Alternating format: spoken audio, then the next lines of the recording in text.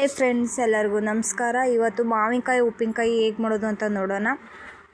ಇದು ತುಂಬ ರುಚಿಕರವಾಗಿರುತ್ತೆ. ಊಟಕ್ಕೆ ಉಪ್ಪಿನಕಾಯಿ ಇರಲೇಬೇಕು. ಈ ಥರ ಉಪ್ಪಿನಕಾಯಿ ಮಾಡಿ ಮಡಿಕೊಳ್ಳಿ. ಈ ಥರ ಸಣ್ಣಕ್ಕೆ ಹಚ್ಚಿಟ್ಕೊಂಡಿದ್ದೀನಿ. ನಿಮ್ಗೆ ಯಾವ ಸೈಜ್ ಬೇಕೋ ಆ ಸೈಜಲ್ಲಿ ಹಚ್ಚಿಟ್ಕೊಂಡು ಪಿಂಗಾಣಿ ತೊಗೊಂಡಿದ್ದೀನಿ. ಪಿಂಗಾಣಿ ಬಾಕ್ಸು ನೀವು ಪ್ಲಾಸ್ಟಿಕ್ ಬಾಕ್ಸು ಮತ್ತು ಸ್ಟೀಲ್ ಬಾಕ್ಸಿಗೆ ಹಾಕ್ಬಿಡಿ. ಸ್ಟೀಲ್ ಬಾಕ್ಸಿಗೆ ಹಾಕಿದ್ರೆ ಒಂದ್ಸಲ ಕಜ್ಜಿ ಹಿಡ್ದಂಗೆ ಆಯ್ತದೆ. ಆ ಥರ ಹಾಕ್ಬಿಡಿ. ಉಪ್ಪು ಹಾಕೋದ್ರಿಂದ ಒಂಥರ ಕಜ್ಜಿ ಹಿಡಿತದೆ. ಹಂಗಾಗಿ ಪ್ಲಾಸ್ಟಿಕ್ ಬಾಕ್ಸ್ ಉಪಯೋಗಿಸ್ಬೇಡಿ, ಸ್ಟೀಲ್ನೂ ಹಾಕ್ಬೇಡಿ.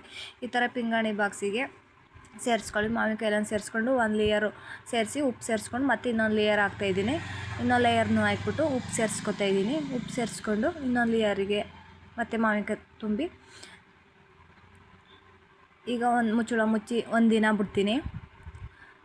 ಒಂದಿನ ಬಿಟ್ಟಮೇಲೆ ಈ ಥರ ಒಂದಿನ ಎತ್ತಿಡಬೇಕು. ಉಪ್ಪಲ್ಲೇ ಅದು ಕರಗಬೇಕು, ಅಲ್ಲಿವರೆಗೆ ಎತ್ತಿಟ್ಕೊಳ್ಳೋಣ. ಇವಾಗ ಒಂದಿನ ಆಗಿದೆ. ಇವಾಗ ಸ್ಟವ್ ಮೇಲೆ ಒಂದು ತ್ಯಾವೆ ಇಟ್ಕೊಳ್ಳೋಣ. ತ್ಯಾವೆ ಇಟ್ಕೊಂಡು ಒಂದು ಏಳರಿಂದ ಒಂದು 8 ಒಣಮೆಣ್ಸಿನ್ಕಾಯಿ ತೊಗೊಂಡು ಒಣಮೆಣ್ಸಿನ್ಕಾಯಿ ಬೆಚ್ಚು ಮಾಡ್ಕೊಳ್ಳೋಣ. ಒಂದು 1/4 ಸ್ಪೂನು ಮೆಂತ್ಯನೂ ಸೇರಿಸಿ ಚೆನ್ನಾಗಿ ಫ್ರೈ ಮಾಡ್ಕೊಳ್ಳೋಣ. ಸಾಸಿವೆ ಒಂದು ಅರ್ಧ ಸ್ಪೂನ್ ಸಾಸಿವೆ ಸೇರಿಸ್ಕೊಂಡು ಈ ಮೂರನ್ನೂ ಚೆನ್ನಾಗಿ ತ್ಯಾವೆ ಮೇಲೆ ಫ್ರೈ ಮಾಡ್ಕೊಳ್ಳೋಣ, ಹುರ್ಕೊಳ್ಳೋಣ.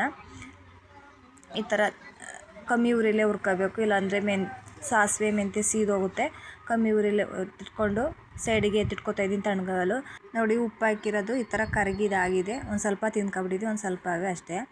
ಇವಾಗ ಸುಟ್ಟಿಟ್ಕೊಂಡಿರೋ ಮೆಣಸಿನ್ಕಾಯಿ, ಸಾಸಿವೆ ಎಲ್ಲನೂ ಹಾಕಿ ಬೆಳ್ಳುಳ್ಳಿ ಹಾಕಿ ಈ ಥರ ಪೇಸ್ಟ್ ಮಾಡ್ಕೊಳ್ಳೋಣ. ಇನ್ನು ಸ್ಟವ್ ಮೇಲೆ ಒಂದು ಪಾತ್ರೆ ಇಟ್ಟು ಪಾತ್ರೆ ಬಿಸಿ ಆದಮೇಲೆ ಒಂದು ಸ್ವಲ್ಪ ಎಣ್ಣೆ ಸೇರಿಸ್ಕೊತಾ ಇದ್ದೀನಿ.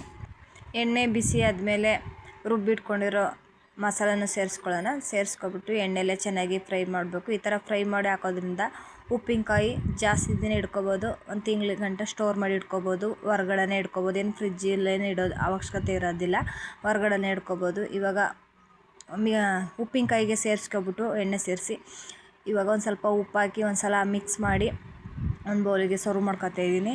ಇದು ತುಂಬ ಚೆನ್ನಾಗಿರುತ್ತೆ ಊಟದ ಜೊತೆಯೇ.